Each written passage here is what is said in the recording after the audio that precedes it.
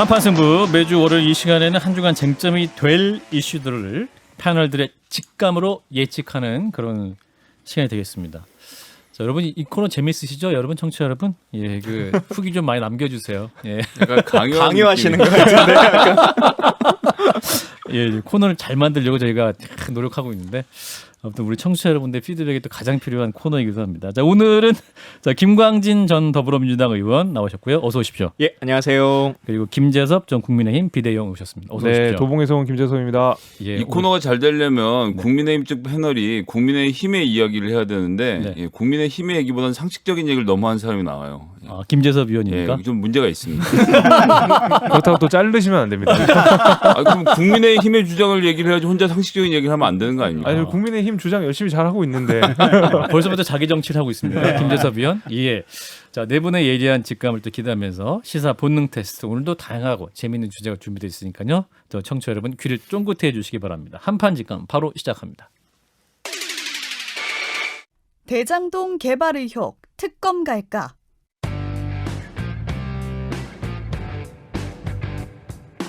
경기도 성남시 대장동 개발 특혜 논란이 전방위로 확산되고 있는데요. 곽산도 의원의 아들이 화천대유에서 퇴직금 명목으로 50억 원을 받은 사실이 알려지면서 해당 논란이 국민의힘 쪽으로 옮겨가는 모습입니다. 야권에서 민주당과 이재명 경기지사를 향해 특검 도입을 촉구하는 가운데 여권에선 국민의힘 게이트라고 규정하며 신속한 수사를 강조하고 있는데요. 대선 전국에서 태풍의 눈으로 커진 대장동 의혹, 특검까지 갈 수 있을까요? 자, 대장동 개발 의혹 특검까지 갈 수 있을까? 여야 간에 이제 서로 다른 의견이죠. 자, 하나 둘 셋 하면 들어주세요. 하나 둘 셋. 네. 자, 우리 김경진 의원님 O, 김재섭 의원 O. 우리 이제 김성애 소장님 X, 김광진 의원님 X. 얼마나 국민의힘스럽습니까? 아, 이게 당론이 있는 거구나. 아, 당론은 아니고 자, 일단은 우리 김재섭 의원님 예, 당론 하나 만들어 보세요. 예. 아니 이제는 특검을 뭐 안 할 이유가 더 없지 않겠습니까? 사실 이제 여당의 대선 후보인 이재명 지사와 연루되었다는 의혹을 계속 제기하고 있고 마찬가지로 이제 우리 야당의 의원이신 곽상도 의원이 이 문제에 이제 직접적으로 연루가 되어 있는 것으로 밝혀졌기 때문에 무소속이십니다, 이제. 이제는 무소속이시지만 네. 얼마 전까지 네. 그렇기 때문에 이거는 이제 그 특검 차원의 조사가 이루어지지 않으면 사실 수사가 지지부진해질 수밖에 없다는 생각이 좀 들고 진짜 강도 높은 수사 어차피 이 특검이라는 게 민주당만 동의를 하면 금방 또 되잖아요. 이미 틀도 다 있고 해야 되는 내용도 좀 명확하고 하다 보니까 전 특검을 좀 빠르게 진행시키는 편이 훨씬 지금 이 사안을 극복해 나가는데 더 좋지 않을까라고 생각이 됩니다. 네, 김광진 의원님. 그러니까 장기적으로는 어떻게 될지는 사실 모르겠어요. 근데 네. 다만 이 퀴즈 OX 자체가 이제 다음 주를 예측해 보는 거여서 일단 다음 주는 어려울 거다라는 생각은 좀 들긴 하는데 네. 그러니까 사실 좀 고민스럽습니다. 그러니까 조사의 필요성 이건 이제 뭐 양측 다의 게이트다 뭐 이렇게 주장하고 있는 상태가 되다 보니까 뭐 어느 쪽의 유불리를 따지고 말고 할 수 있는 문제는 넘어선 것 같긴 한데요. 예. 다만 이제 선거가 임박해 있고 각 당이 이제 경선을 하고 있는 과정인데 그러면 각각의 당 입장에서도 빨리 뭔가를 사실관계에 대해서는 좀 정리를 해줬으면 싶은 이제 생각들이 있는 건데 저희도 많이 해보지만 이제 특검이나 국정조사라고 하는 것이 수사 자체보다는 이제 국회로 들어와서 정치 싸움이 훨씬 더 이제 긴 시간을 좀 차지하기 때문에 아마 속으로는 양측이 다 빠른 결정을 좀 낼 수 있는 방법을 찾으려고 하시지 않을까. 수사 결과를. 예, 근데 이제 이게 더 뭐 확대되고 확장된다면 그건 뭐 그때 가봐서 또 고민해야 될 문제이지 않을까 싶습니다. 예. 자, 우리 김경진 의원님. 아니 이건 민주당이 하고 싶으면 하고 민주당이 안 하고 싶으면 안 하는 거예요. 어차피 180석 가까운 모든 책임을 민주당에 돌리고 있습니다. 실제가 그런 거예요. 현재 의석 분포가 의석 그렇게 분포로. 의석 예. 분포가 그렇게 돼 있으니까. 근데 민주당이 지금까지 주장했던 바에 의하면 국민의힘 게이트잖아요. 민주당 게이트나 이재명 게이트가 아니잖아요. 근데 왜 특검을 안 해요? 왜 국정조사를 안 해? 그거 해서 빨리 때려줘야지. 혼내줘야지. 그리고 대선에서 이겨야지. 국민의힘을. 네, 국민의힘을. 네. 그다음에 두 번째. 민주당 주장에 의하면 이건 전직 검찰이라든지 전직 법조들 특히 이게 국민의힘 쪽에 가까운 인사들의 법조 게이트잖아요. 보면. 때려줘야지. 혼내줘야지. 왜 민주당이 안 해? 근데 단어 선택이 굉장히 뭐랄까 초등학교도 이해할 수 있는. 네. 예. 그다음에 좋습니다. 예. 이재명 후보 자체 본인이 뭐라 그러냐면 아니 나 수사 얼마든지 받겠다라고 본인이 얘기하시잖아요. 이재명 지사가. 네, 국정조사도 뭐든 다 받겠다고 이재명 후보가 지금 얘기를 하고 있잖아요. 예. 근데 지금 민주당 내에서 이재명 후보를 지지하는 의원들이 지금 제가 한 90명, 100명 가까이 되는 걸로 알고 있는데 지금 국힘 한 100명 되거든요. 그냥 그 두 숫자만 가지고도 충분히 이게 통과되겠다. 예. 그래서 무조건 이거는 업투 민주당에 달려 있는데 예. 안 하면 이상한 거야. 민주당에 달려 있다. 네, 저는 그렇게 봅니다. 자, 김성애 소장님. 특검으로 가자고 하는 것은 지금 있는 이재명 지사, 이낙연 후보 이렇게 지금 치르고 있는 민주당 경선이 끝날 때까지는 그냥 특검 얘기만 하다 지나가자라는 이야기인 거죠. 수사를 하면 되거든요. 그리고 이게 복잡할 게 없다라는 생각이 드는 게 최근에 이제 곽상도 의원의 경우에도 나왔지만 이 법인으로 하면요 돈 빼돌리기 쉽지가 않습니다. 생각처럼 뭐지 검사님도 앞에 계시지만 이게 옛날처럼 이렇게 막 현금 들고 막 이렇게 다니면서 할 수 있는 세상이 아니거든요. 예. 지금 있는 계좌 최저액이랑 이걸 통해서 충분히 결과가 나올 수 있는데 지금 국민의힘 계산에는 이재명 후보와 실제로 관련이 없으면 정치적 공방을 오래, 관련이 있더라도 정치적 공방을 오래 한 다음에 대선 후보가 결정된 다음에 내년 대선 목전에 두고 충격적인 수사 결과가 나오길 기대하면서 아마 어떻게든 시간을 끄는 구도를 생각을 하시는 것 같아요. 근데 네.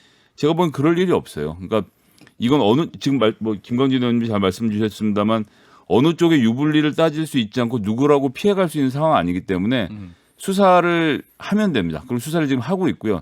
경찰도 하고 있고 검찰도 하고 있으니까 빨리 해서 1차적으로 윤곽을 보여주는 것 이런 것들은 뭐 충분히 해낼 수 있다고 저는 생각합니다. 예, 김 의원님. 예. 네. 근데 김광진 문제는 의원님. 수사를 하는지 안 하는지 모르겠어요. FIU라고 왜 금융정보분석원에서 네네. 현금 2천만 원 이상 출금을 하게 되면 그거는 이제 들여다 보잖아요. 요새 다 그냥 뭐 빚 갚고 뭐 돈 왔다 갔던 거 통장에서 통장으로 왔다 갔다 하지 굳이 현금으로 이렇게 그래서 현금 2천만 원 이상 뽑으면 무조건 FIU로 보고가 되고 예. 들여다 보니까 김만배 씨라든지 이성문 씨 통장에서 계속해서 현금 출금이 많거든요. 그래서 용산서에다가 이거 경찰에다 줬어요. 이건 뭔가 좀 확인 좀 해봐라. 범죄의 냄새가 난다. 6개월을 방치했다가 언론이 뜨거우니까 이제사 조사를 시작을 했어요. 근데 사실은 이 현금이라고 하는 것은 용처를 이게 김만배 씨가 오늘 경찰에 가서 나 현금 어디다 썼어요 얘기를 할 것 같습니까? 신속하게 이거는 김만배 씨 핸드폰이라든지 주거라든지 사무실 압수수색부터 해야 되는 부분이에요. 사람부터 부르잖아요. 찬성입니다. 제가 그래서 빨리 좀 했으면 좋겠어요. 제가 보기에는 수사를 하는 건지 안 하는 건지 하려고 하는 건지 안 하는 건지 그래서 특검이 필요하다. 특검은 수사를 하는지 안 하는지 명확히 알 수 있습니까? 투명하게 수사를 진행합니까? 아니 그래도 예. 현재 인사권이 문재인 대통령에 의해서 모든 인사권이 왔다 갔다 하는 경찰이나 검찰보다는 예. 거기는 인사 대상은 아니잖아요. 한번 설치되고 나면. 예. 그래서 물론 특검 중에 옛날에 이명박 씨 특검했던 뭐 커피 한 잔 마시고 설렁탕 한 그릇 마시고 집에 갔던 그런 특검도 있긴 있어요 보면. 예. 그래도 대통령에 의해서 인사 조치가 왔다 갔다 하는 특검은 아니기 때문에 이건 그래도 평균적으로 객관성을 담보할 가능성이 훨씬 높은 것이 특검 제도다.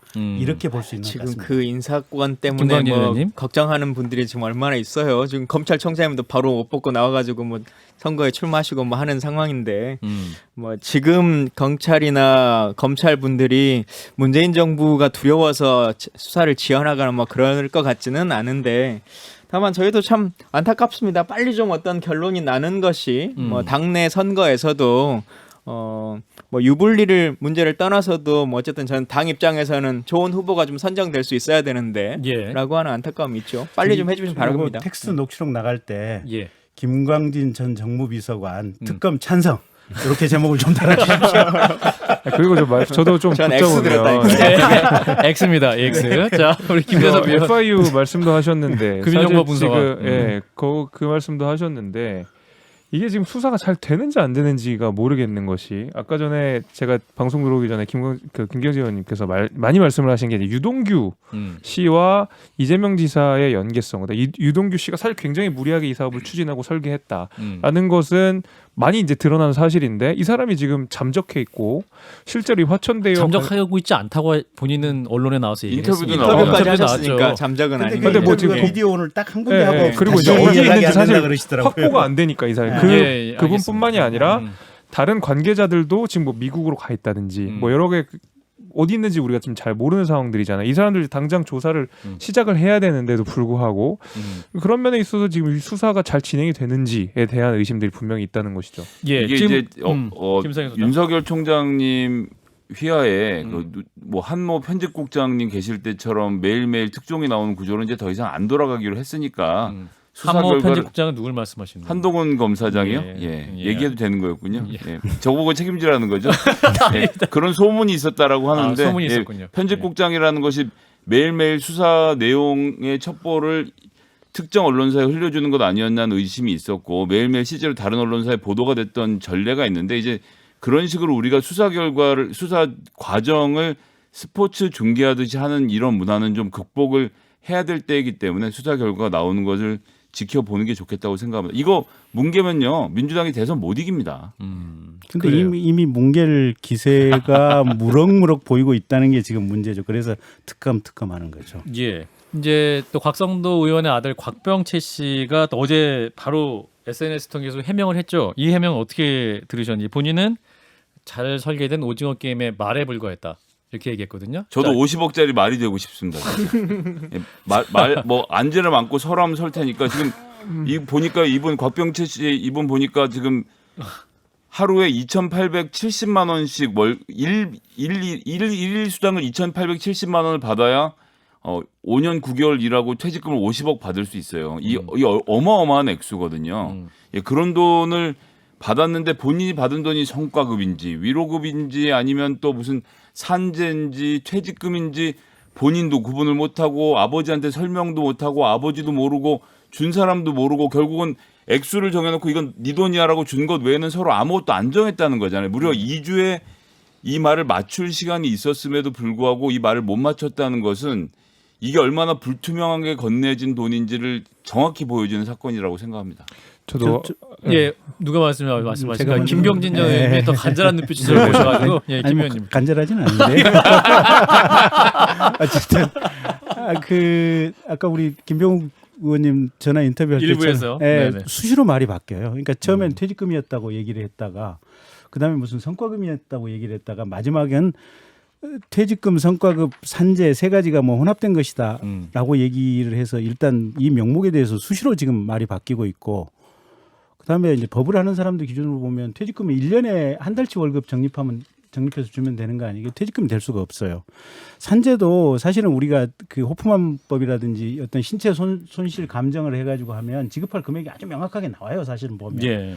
성공보수 뭐랄까 성공 뭐 금이랄까 뭐 성과급 그것도 명확하지가 않아요. 그러니까 이게 김만배 씨 아까 들어갈 때 얘기하는 거 보면 처음에는 5억이라고 얘기를 했다가 그다음엔 또 금액이 또 이사회를 통해서 결정을 했다라고 얘기를 해서 수시로 말이 달라지거든요. 예. 그래서 이거는 김성현 의원님 말씀대로 불법의 소지가 매우 높은 것 같아요.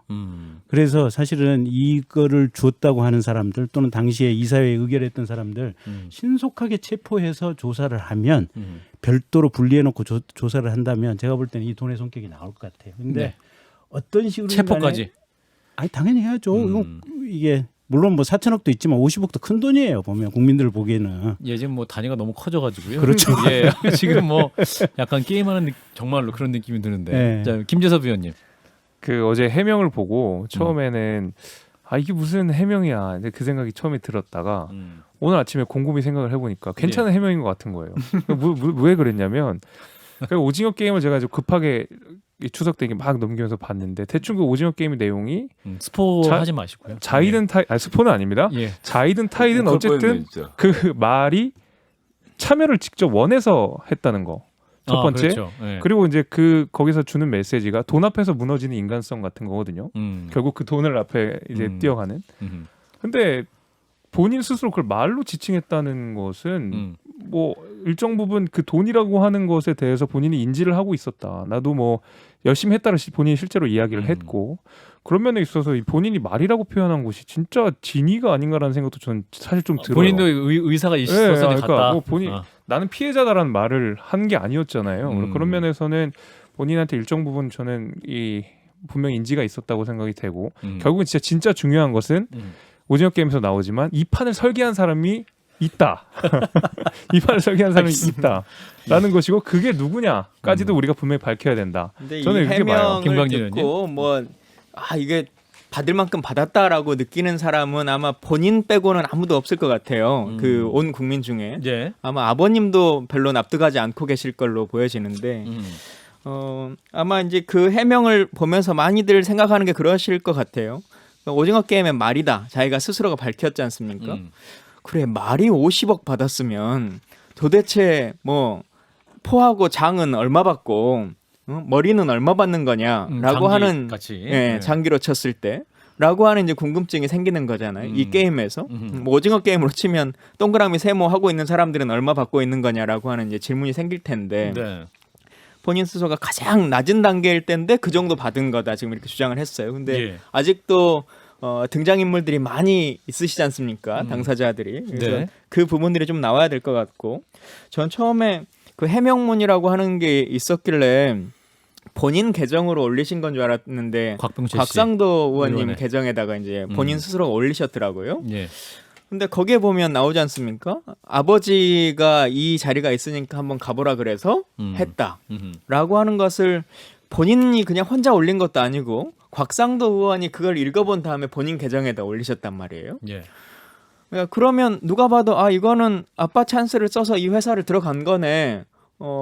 내가 그냥 공고문을 보고 들어갔는데 알고 보니 그런 일이 있었어요라고 하는 해명이 아니라 아빠가 그 사람하고 아는 사람이어가지고 그런 취직 자료가 있다 그러니 써봐라라고 하는 얘기를 아빠가 하셨고 내가 그렇게 해명하겠습니다라고 하는 것을 아빠한테 보여줬는데도 아버님은 그대로 올렸단 말이에요. 그냥 어제? 그걸 인정하고 예. 법을 잘 아는 곽상도 의원님께서 그러면 아들만의 어떤 문제가 아니라 아버님이 커넥션의 연결선은 있는 거다라고 하는 건 스스로 자백을 하신 거예요. 내용상으로 봤을 때. 예.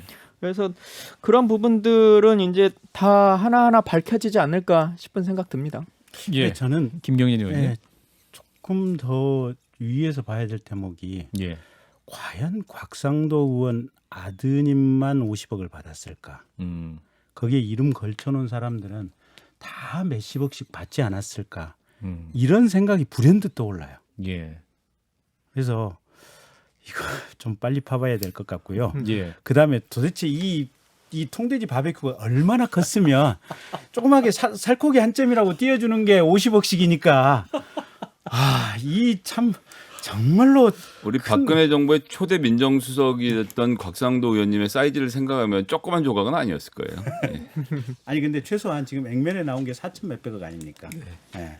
예. 근데 그 4천 몇백억에서 훨씬 더 본체가 커질 가능성이 있다라는 생각이 자꾸 들어요. 예. 자, 뉴스 들으시면서 또 우리 6622님은 힘이 빠집니다. 20년 다녀도 퇴직금 3천만 원도 안 되는 게 현실인데 야근 죽어라고 해도 저 돈 벌기 정말 힘들겠죠? 라는 말씀 주셨고 유한걸 씨는 31살에 50억 퇴직금 받으면서 아빠 찬스가 아니라 자기가 고생해서 벌었다고 생각하는 것이 우리나라 엘리트의 문제를 그대로 보여주는 것 같다. 이분들 50억 못 받는 사람들 얼마나 무능한 사람으로 볼까요? 라는 또 문자를 보내주셨습니다. 제가 찾아보니까 곽상도 의원님이 신고한 재산보다 퇴직금이 더 많더라고요. 알겠습니다. 자, 신고 대상이 46억 정도 되죠. 자, 대장동 개발 의혹 특검 갈까? 이 부분은 딱 반이었습니다. X 2개, O 2개로 정리하겠습니다. 이준석은 종로에 출마할까?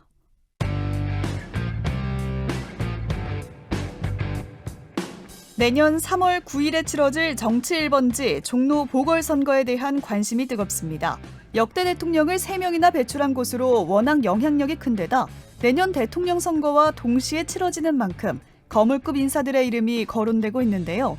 특히나 주목받는 인물이 국민의힘 이준석 대표입니다. 본인은 거듭 부인하고 있지만 청년층의 표심을 직접 이끌어야 한다는 요구가 끊임없이 나오고 있는 상황인데요. 대선 후보와 러닝메이트 관계를 형성하게 될 정치 1번지 종로. 과연 이준석 대표는 종로 보궐선거에 출마할까요? 예, 두 번째 문제. 이준석 국민의힘 대표 종로 보궐선거에 내년에 출마할 것인가 이 부분. 자, OX 들겠습니다. 하나, 둘, 셋. 네, 김경진 의원님 본인이 나가실 것 같아요. 그래서 세모. 본인이 나가시려고 세모. 자, 김재섭 의원님 X, 김성애 소장님, 김광진 의원님 다 X. 세 분 X, 한 분 세모입니다. 자, 모두가 X 할 때 스스로 세모라고 하신. 자, 김경진 의원님. 예. 아니 일단 이준석 대표 본인의 마음이 무엇인지를 스스로 결정해야 될 것 같아요. 근데 여기를 나가게 된다면 사실은 당 대표 자리를 내려놔야 돼요. 근데 만약에 대선에 이기면 내년에 지방선거는 거의 국민의힘이 수도권은 휩쓸 거라고 통상적으로 예상이 되는데 예. 그러면 당 대표로서 공천권을 내려놔야 되거든요. 지방선거. 지방선거. 그러면 요구하고 맞바꿔야 되는 상황인데 그러면 당신이 국회의원이 아닌 대표라면 어떤 선택을 하겠습니까? 거기다가 이준석 대표 본인은 상계동에서 계속해서 출마해서 어쨌든 그 연고도 있고 그래서 예. 일단 첫째 본인의 마음이 흔들릴 것이다 라는 부분이 하나가 있고 예. 두 번째는 이제 대선 후보 뭐 제가 참모를 하고 있는 윤석열 후보가 당연히 선출될 거라고 믿어지는데 아, 그러세요? 예, 예, 이건 이제 희망합니다. 김경진 특보의 희망으로 정리하겠습니다. 예. 희망하는데 예. 어쨌든 두 분 사이에 또 협의가 어떻게 될 것이냐 어허. 이런 부분도 같이 걸려 있는 문제여서 알 수 없다. 알 수 없다. 자, 우리 우리 특보님 그렇게 말씀하시면 윤석열 후보는 딱히 이준석 대표를 아니, 종로 후보로 생각하지 않는다로 그렇지. 제가 몰아갈 수 있는 예, 농담이었습니다. 몰아가시지 마세요. 자, 이준석 대표의 최측근 김재섭 의원 X라고 하셨는데 안 나간다고 서로 카톡을 나누신 거예요? 아니요, 카톡을 하는 바는 없고요. 텔레그램? 그래서 사실 저는 다 동그라미 드실 줄 알고 저 혼자라도 X 들어주려고 했던 건데 아, 그래요.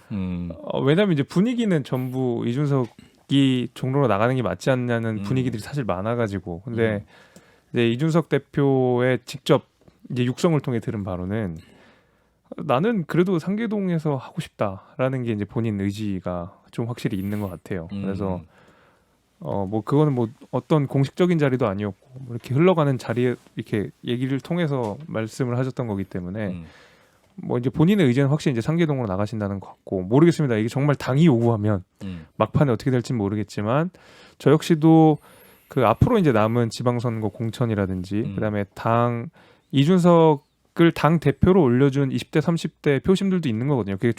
저는 그게 종로 지역구 국회의원으로 한정되지는 않는다고 봅니다. 그러니까 결국 세대 교체와 당의 변화를 생각을 한다고 하면 오히려 이준석 대표가 추구하고자 하는 방향이 종로 지역구보다 더 클 수 있고 저는 그 요구들을 분명히 부응해서 이준석 대표가 역할을 해나갈 것이라고 생각하고 있기 때문에 저는 반드시 종로구 국회의원 자체에 뭐 큰 욕심이 있거나 한 건 아닌 것 같습니다. 근데 그 이준석 대표가 꼭 그만둬야 되나요? 당 대표직을? 꼭 그런 건 아니죠. 그런 건 아니겠죠. 정치 명분상으로 말씀하시는 네, 건 거죠. 네. 김관진 의원님. 심정적으로는 이준석 대표가 나와주면 그러면 그 자리에 저도 나가볼랍니다. 이렇게 할 수 있으니까 오래 들고 싶은데. 근데 이제 평론으로 보자면 예. 일단은 이제 대통령 선거랑 같이 선거를 치르기 때문에 그러니까 6월 달에 지방 선거랑 이 보궐 선거를 같이 치른다면 100% 나가시겠죠. 근데 대통령 선거를 같이 치러야 되는 상황이기 때문에 당 대표를 하고 있으면서 그 일을 하실 수는 현실적으로 좀 어려울 것 같고요. 그러니까 완전히 대통령 선거가 뭐 국민의힘으로 원사이드하게 이기는 선거라면 상관이 없겠습니다만 지금은 승패를 알 수 없는 진짜 싸움이기 때문에 예. 당 대표가 자기 지역구를 지킨다고 뭐 그렇게 하고 있기는 좀 어려울 것 같고 또 실제로도 저희도 선거 치러보지만. 지역구를 한번 정하는 것도 참 어려운데 거기서 빠져나오기도 참 어렵거든요. 그렇죠. 네, 근데 3번이나 상계에 공을 들였는데 종로에 이번에 된다면 뭐 좋은 일인데 만약에 안 된다고 하면 그러면 이제 평생 갈 데가 거의 없어지는 상황이 되는 거거든요. 그래서 본인으로서도 그 선택을 하기에는 별로 썩 도움되지는 않을 걸로 보인다. 그리고 이미 영선으로 당대표까지 야당에 당대표까지 하신 분이기 때문에 그 선수에 대한 애달픔이 막 지금 간절한 그 상황은 아니실 걸로 좀 보여집니다. 그래서 그런 의미에서 출마를 안 할 것이다. 자, 김성애 소장님. 예, 저는 일단 지자체 선거 포함해서 국민의힘이라는 정당의 뭐 영어로 하면 리빌드, 뭐 재건, 개혁 뭐라고 해야 될지 모르겠어요. 그러니까 이준석 대표가 생각하는 국민의힘의 새로운 모습이 있는데 예. 그것을 만드는 활용점이 이 지자체 선거라고 저는 보거든요. 네, 그래서 여기 대선을 거쳐서 지방자치 선거까지 거치면서 이 당의 체질을 한번 바꾸겠다라는 본인의 원대한 계획이 있기 때문에 이 계획이 먼저일 것이라 생각해요. 본인 마음속에는. 그리고 제가 최근에 뭐 언론사와 얘기하다 그런 얘기가 나왔는데 이제 차세대 리더그룹 뭐 몇십인 뭐 이런 거 선정하는 거 있지 않습니까? 그렇죠. 나오는데 이준석 대표는 제외가 된다 그러더라고요. 차세대가 아니다. 이미 리더다. 리더라서 이미 리더다. 예, 이미 리더라서 차세대 리더에는 이 사람들이 끼지를 않는다는 거예요. 어. 그렇다라고 그러니까 실제로 이제 그런 상태이고 이 30, 40대에서 리더 그룹을 차지하고 사실 이번 다음번에 넘어가면 뭐 국회의원 선거, 대선 이런 것까지 바라보고 정치를 할 상황인데 3월에 종로의 선거에 나가서 현재 대선 후보의 러닝메이트가 된다. 예, 저로서는 예, 뭐 본인도 안 할 것 같고 저로서도 별로 옆에서 보기에 추천할 그림은 아닌 것 같아서 X 들었습니다. 그렇군요. 그리고 지금 이준석 대표가 미국 방문하고 있잖아요. 그래서 이걸 두고 차차기에 대한 포석이 시작됐다. 이런 해석도 있습니다. 이 해석은 어떻게 보시는지 김경진 의원님. 차차기에 대한 욕심은 분명히 있으실 수 있는데 마음속에 내심에 예. 차차기에 당대표라면 당연히 해야 될 통상적인 업무 중에 하나니까. 미국 방문이. 예. 그래서 그렇게 무슨 차차기에 대한 포석이라고까지 이렇게 해석할 필요는 굳이 없지 않느냐 그렇게 봅니다. 과잉 해석이다. 예. 김광진 의원님. 예, 뭐 저도 그 어느 정도는 이해해 줄 수 있을 상황이라고 생각합니다. 정기국회 또 시작되면 예. 국회의장도 그러시고 뭐 저희 민주당 대표도 미국 뭐 방금 다녀오셨는데 예. 이렇게 이제 한 번씩 가서 여러 가지 이제 그 다른 나라에 있는 분들과 교류도 하고 하는 건데 다만 이제 시기가 정상회 그 유엔에서 선언이 나고 나니까 갑자기 간 것처럼 좀 이제 비춰져서 그 세부적 속내는 제가 알 수가 없어요. 근데 준비돼 있는 과정에서 미국 방문하신 거라면 저는 당연히 갈 수 있는 거라고 보여지고 다만 대통령 연설에 따라서 갑자기 급조한 것이라면 그건 좀 이준석 대표답지 않은 선택이셨을 것 같고 그렇습니다. 자, 1920님이 여당에서는 종로 출마 어떤 후보들이 거론되고 있나요? 일단 한판 승부에서 김광진 전 의원께서 출마 의사를 밝히셨고 또 누가 거론됩니까? 일단 가장 많이 있는 본인이 인정하고 계시네요. 예, 일단 인정하신 걸로 하겠습니다. 예. 제가 지금 현재 거주지도 종로 2년 넘게 살고 있습니다. 아, 그렇군요.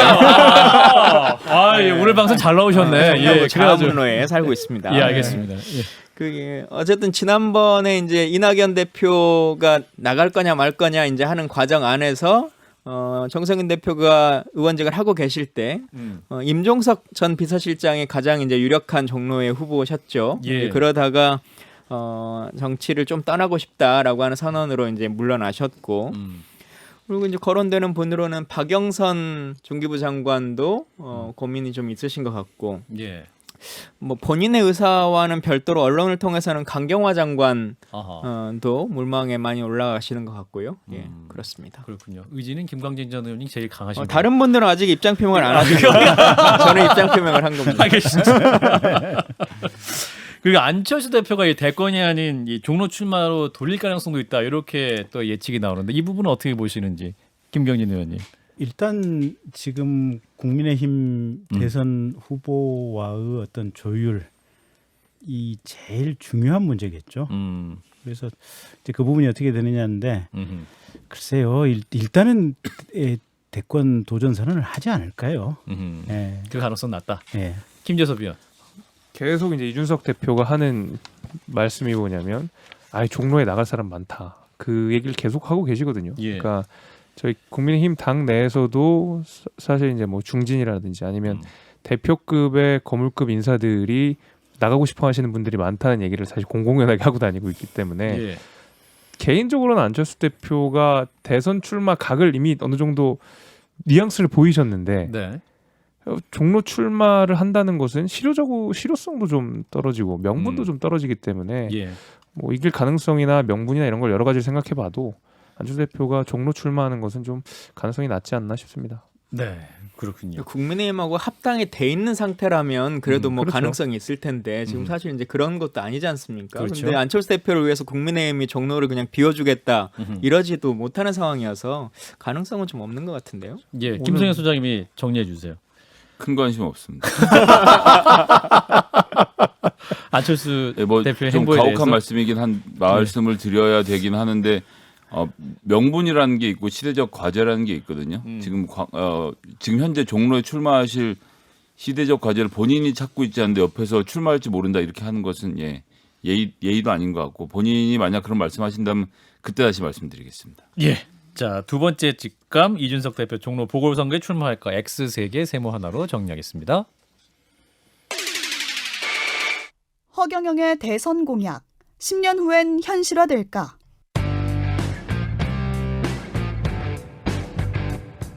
이 나라는 내가 지키겠노라.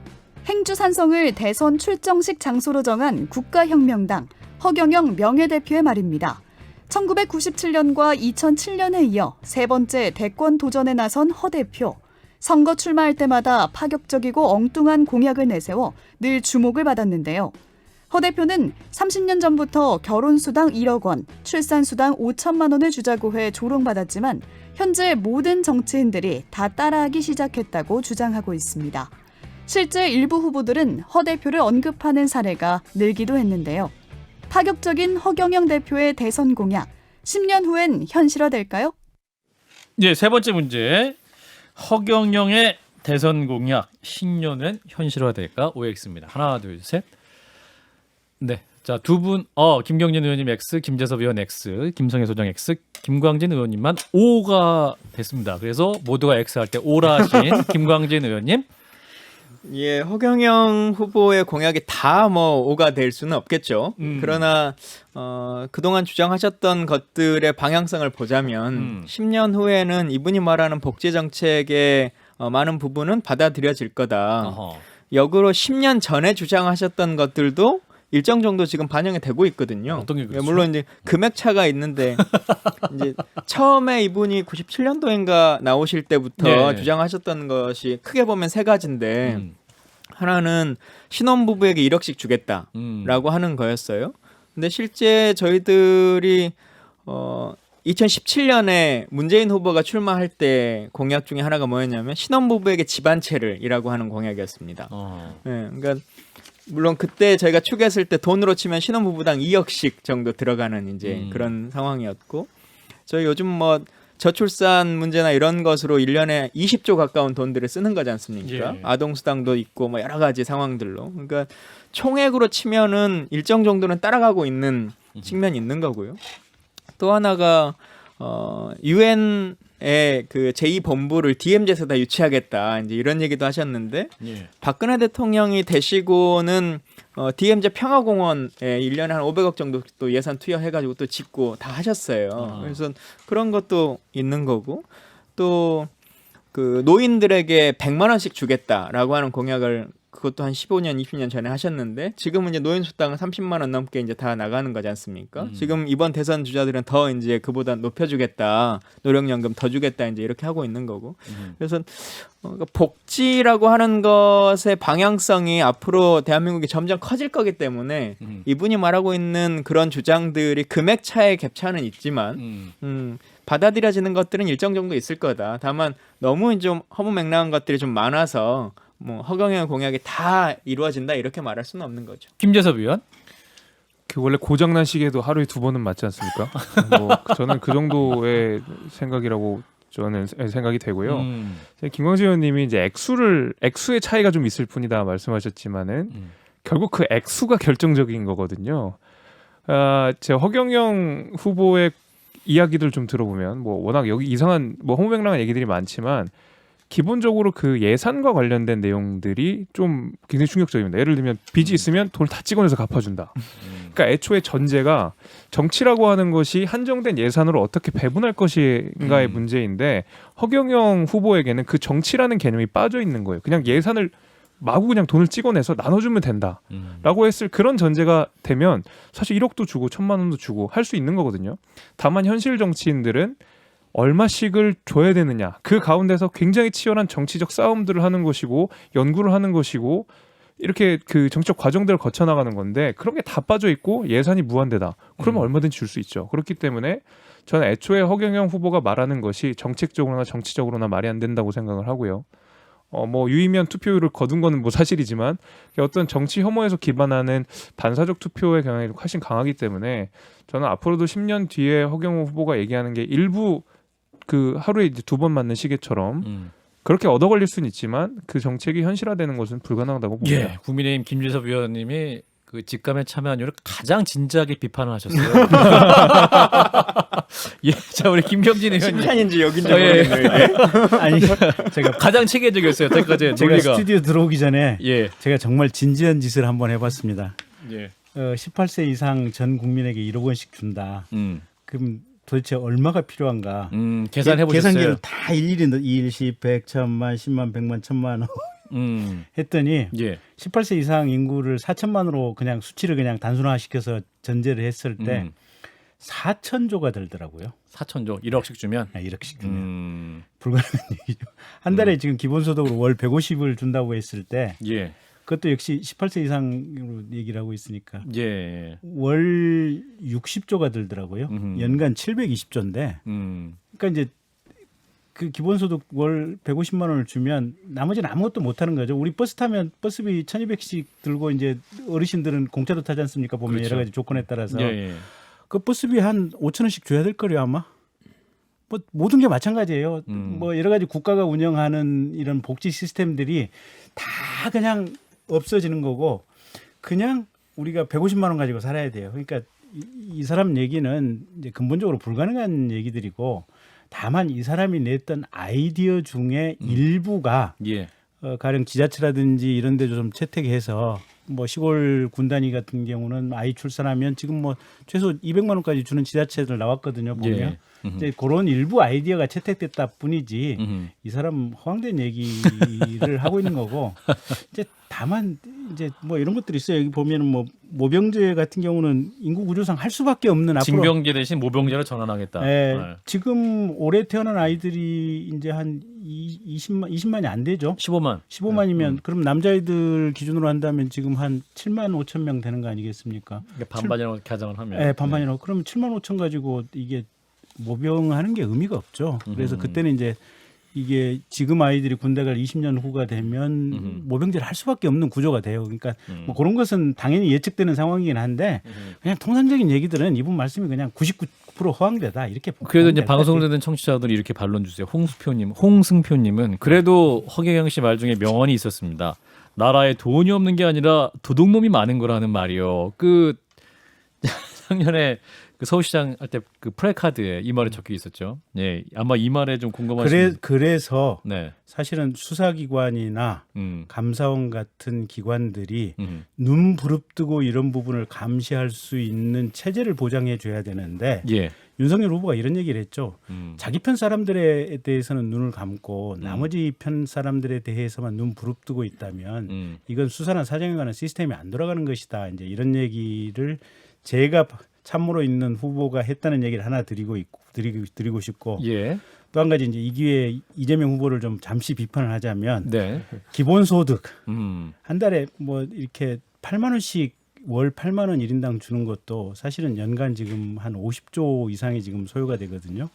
그러면 이게 대부분의 예산이 지금 우리가 한 550조 정도 예산인데 대부분 경직성이에요. 뭐 공무원 인건비 여기 나갈 돈 거의 다 정해져 있는 부분이기 예. 때문에 이 50조만 예산에서 나간다고 하더라도 다른 사업이 거의 그냥 불가능할 정도의 상황이 되기 때문에 사실은 이재명 지사가 얘기하는 기본소득이 앞으로는 어떻게 보면 우리나라 국가가 훨씬 더 4차 산업의 주도가 돼서 많은 어떤 법인세가 들어오기 전까지는 현재의 상황에서 얼마만큼 의미가 있을까 그런 예. 비판을 좀 드리고 싶네요. 갑자기 우리 김경진 의원님 본인이 하고 싶은 얘기를 좀 많이 하셔가지고. 자, 김성희 소장님, 자 논점으로 돌아와 주세요. 예, 논점으로 돌아가기 전에 50조 중에 25조는 있는 예산에서 깎아서 마련하고 25조는 증세를 하는데 탄소세랑 토지세를 걷자라는 것이 이재명 후보의 주장이었다는 점 말씀드리고요. 허경영 후보 얘기로 돌아오면 2008년에 허위사실 유포, 명예훼손 공직선거법 위반으로 징역 1년 6개월을 선고받은 바 있죠. 이 당시에 대통령 당선되면 박근혜 전 한나라당 대표와 결혼하겠다고 하고 박정희 전 대통령 정책보좌관을 역임했다고 거짓말했고 조지 부시 대통령 취임 만찬에 한국 대표로 참석했다고 거짓말했고 고 이병철 삼성그룹 회장의 양자 출신이라고 거짓말한 것이 징역 1년 6개월의 선고를 받게 됐습니다. 그리고 이분 무슨 국가혁명당인지 만들어서 활동을 해서 지난번에 출마를 했는데 이 배당금당 소속 후보들이 살인, 청소년 강간, 성매매 알선 같은 악질적인 범죄를 저지른 전과자들이 9명이나 포함돼 있었고요. 그래서 물론 이 방송을 들으시는 분들 중에서 허경영 후보라는 사람에 대해서 진지하게 생각하실 분이 저는 뭐 별로는 없을 거라고 생각하지만 예, 그것을 진지하게 생각하셨던 분들, 이런 이제 뭐 저희가 반쯤 웃으면서 얘기하는 것을 진지하게 생각하셨던 분들 중에서 이 SBS 그것이 알고 싶다나 이 TV 조선의 세븐에서도 나왔지만 피해자들이 엄청 많거든요. 그래서 저는 굉장히 주의해야 된다는 말씀드리겠습니다. 그게 실제로 제가 이제 주말마다 유일하게 이제 이게 스트레스를 푸는 방법이 자전거 타는 거거든요. 예. 자전거 타고 이제 경기도 이쪽까지 나가 보면 가끔 가다가 이 길 옆에 전봇대라든지 이런데 허경영 강연 이게 전국적으로 어마어마하게 있습니다. 예, 지금 너무 깊이 들어가고 있어요. 정책 얘기할 때보다 두 분이 훨씬 더 진지해지셨어요. 허경영에게. 예, 그래서 예. 아까 지금 김성애 저기 예. 위원님께서 말씀을 하시니까 제가 덧붙여서 그 예. 얘기를 하는데 이 지역 곳곳마다 다니면서 강연을 하는데 사실은 이거 선거법 위반 소지도 좀 있는 거고요. 아까 말씀드린 그런 부작용이나 문제점들이 예. 그런 프로세스를 통해서 생길 수도 있다라는 말씀을 좀 드릴게요. 예. 네, 저는 아. 그 강의를 김재석. 인터넷으로는 한번 들어봤는데 아, 예. 정말 놀라운 이야기들이 많은데요. 그러니까 아하. 굉장히 그 사이비 종교 같은 내용들이 대부분 있고요. 음. 그 가운데서 이게 본인이 거봐 내 말이 맞지 않았느냐라고 한두 마디씩 던지면 뭔가 이제 환호하는 구조 뭐 그런 거기 때문에 사실 전혀 뭐 허경영 후보가 이야기하는 정책들이나 이런 것들이 신빙성이나 어떤 뭐 정책적 기반 이런 것들이 전혀 없고 그냥 막 던지는 내용이다라고 생각해 주시는 게 좋을 것 같습니다. 네. 자, 허경영 씨 얘기는 여기서 마무리하겠습니다. 종전선언, 문재인 대통령 임기 내에 가능할까?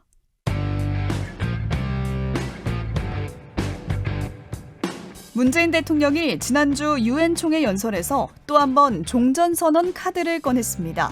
종전선언 자체가 법적인 구속력을 가지는 건 아니지만 정상들의 선언인 만큼 그 무게감은 적지 않죠. 다만 그 조건을 두고 당사국들의 생각이 제각각이어서 동상이몽으로 끝날 거란 우려가 나오고 있는데요. 임기를 6개월 정도 앞둔 문재인 대통령, 과연 임기 내에 종전선언이 가능할까요? 예, 자, 종전선언 문재인 대통령 임기 내에 가능할 것인가? OX입니다. 하나, 둘, 셋. 네, 우리 김경진 의원님 세모, 김재섭 의원 X, 김광진 의원 X, 김성애 소장만 O. 자, O부터 들어보겠습니다. 김성애 소장. 예, 동상이몽 말씀하셨는데요. 예. 예, 일단 같이 눕는 게 어딥니까? 예, 다른 꿈을 꾸더라도. 그러니까 뭐 실제로 종전선언이 가능한지 여부에 대해서는 뭐 아무도 모르는 거죠. 그렇지만 지금 이제 흐름이라는 걸 봐야 되는데 북한 같은 경우는 이제 경제 위기를 극복할 수 있는 대책이 없는 현실적인 문제가 있기 때문에 좀 김여정 부부장도 이야기를 꺼내고 나왔다고 생각하고요. 특히 미국 같은 경우는 지금 어쨌든 중동에서 아시아로 관심이 옮겨오고 있는 것은 확실하지 않습니까? 쿼드의 경우도 그렇고 이렇게 중국과의 군사적 대립을 하는 가운데서도 어쨌건 중국과 한 테이블에 앉아서 이야기를 할 필요성에 대해서는 공감을 하고 있는 것인데 그렇게 했을 때 남북, 중국, 미국 이렇게 4개 나라가 한 테이블에 모여서 여러 가지 현안들에 대해서 얘기해 볼 수 있는 것은 미국 입장에서도 필요한 자리고 중국 역시 숨통을 트여야 하기 때문에 그런 저런 여러 가지 사정을 고려하면 아예 안 될 일은 아니다. 그러니까 뭐 된다 안 된다를 떠나서 될 수 있도록 저희가 한번 생각해보고 상상해봤으면 좋겠다라는 뜻에서 O 들었습니다. O 하셨고요. 자, 김경진 의원님 그래도 X 안 하시고 세모 하셨습니다. 세상 일은 모르는 인간이거든요. 굉장히 열심히 문제를 풀고 계셔가지고. 제가 예. 굉장히 유연한 사람입니다. 아, 네. 그렇군요. 근데 그 이제 20대 국회의원 할 때 예. 스웨덴하고 노르웨이를 하여간 뭐 이게 가봤는데 그쪽 의회를 방문했을 때 그쪽 의원들이 이런 얘기를 하시더라고요. 국방, 그 다음에 복지, 이런 에너지, 이런 국가의 중요한 문제에 대해서는 만장일치로 의사결정을 한다라고 얘기를 하더라고요. 아하. 그리고 한번 만장일치로 결정이 되면 최소한 10년 이상, 20년 가까이는 이 정책이 그대로 유지가 되고 대부분 이게 변경할 필요성이 있다라고 과반 이상이 되면 그때 다시 논의를 시작한다라고 얘기를 하더라고요. 근데 이제 남북이 있지 않습니까? 북은 아이러니하게도 어쨌든 이견이 용납되지 않는 체제다 보니까 그렇죠. 북한에서는 이견이 있을 수 없어요. 예. 예. 근데 남에서는 이게 극단적으로 의견을 가지고 지금 이렇게 서로 간의 관점이 지금 다른 사회인데 음흠. 문재인 대통령께서는 종전선언을 희망하고 있으실 수는 있겠지만 음흠. 또 반대되는 시각에서 본다면 개성에 있는 남북 연락사무소를 폭파해버린 게 며칠이나 됐다고. 그리고 북에 대해서 여러 가지 남북 정상회담이라든지 여러 가지 어떤 노력을 우리 대한민국에서 했음에도 불구하고 지금 현재 남아있는 상태는 북한의 핵 능력의 소형화, 음흠. 발사의 고도화, 장거리화, 결국은 완벽한 핵 무장만 결과적으로 남아있는 이런 상태로 가 있는데 종전선언이라고 하는 것은 결국 실질적으로 북한의 핵 무장을 추인해 주는 것이 아니냐. 이런 사실상의 결론에 도달될 수가 있어서 그럼 대한민국 내에서 이 부분과 관련해서 의견이 모아질 수 있을까? 예. 겉으로 우리가 남북 정상회담 지난번에 한 2, 3년 전에 이 뜨거운 열기에 지금 현재 이런 상황이 이런 건데 음흠. 그래서 쉽지 않을 거다. 예, 굉장히 길게 세모를 말씀하셨어요. 쉽지 않을 거라는 얘기를 네. 굉장히 오래 하셨어요. 자, 김광진 의원님 얼마 전까지 청와대에 계셨는데. 그러니까요. 얼마 전까지 청와대에 있었기 때문에 무조건 오를 들어야 된다라는 마음도 있었는데 근데 전 의원님 눈치 보고 오더랬는데. 근데 현실적으로 참 어려울 것 같습니다. 그러니까 정상회담을 하는 거는 5를 들 수 있을 것 같은데요. 임기 안에 네. 그 정상회담을 양자간에 하든 다자간에 하든 하는 것은 가능하겠다라고 하는 건데 종전선언이라고 하는 것은 그보다는 훨씬 더 단계가 높은 것이고 또 각각의 국가들이 가지고 있는 정치적인 이해관계뿐만 아니라 군사적인 이해관계들이 이제 다 묶여 있는 것이기 때문에 예. 쉽지 않겠다. 그리고 뭐 저희야 5년마다 임기가 이제 바뀌는 정부이지만 누가 되든지 간에 저쪽은 장기 집권을 넘어서 거의 이제 평생 집권을 하시는 곳이잖아요. 근데 지난 국민의 참여정부 시절에 정권 말에 약속을 한 것이 정권이 바뀌니까 안 지켜지더라라고 하는 것을 몸으로 느끼고 있는 이제 그 습득을 다 하신 쪽이기 때문에 이제 임기가 얼마 안 남았고 다음 정부의 상황이 혼돈이기 때문에 혼조세이기 때문에 쉽게 결정 내리기는 북한의 입장에서 쉽지 않을 것 같다. 물론 쉽게 생각하면 지금 여기 정도에서 우리 정부 안에서는 정상회담 정도를 하고 다음 정부가 되면 뭔가의 결단을 좀 내리는 이런 거는 해볼 수 있지 않을까라고 하는 모습은 기대됩니다. 김재섭 의원 20초 드리겠습니다.